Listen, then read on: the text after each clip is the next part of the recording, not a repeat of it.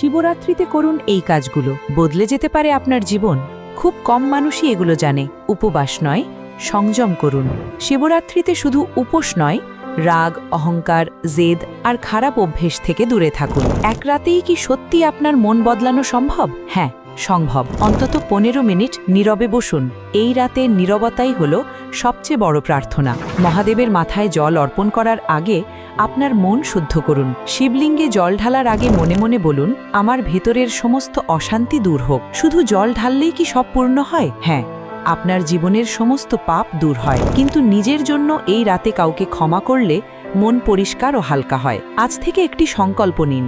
এই শিবরাত্রিতে নেওয়া সংকল্প সহজে ভাঙে না। এই শিবরাত্রিতে আপনারা মহাদেবের সামনে করজোড়ে প্রণাম করুন আর নিজের সমস্ত মনস্কামনা পূরণ করুন। শিবরাত্রি শুধু পূজার রাত নয়, এটা নিজেকে নতুন করে গড়ে তোলার সুযোগ। আপনারা এই কাজগুলো মন থেকে করুন, বাকি কাজ সব মহাদেব নিজেই করে দেবেন।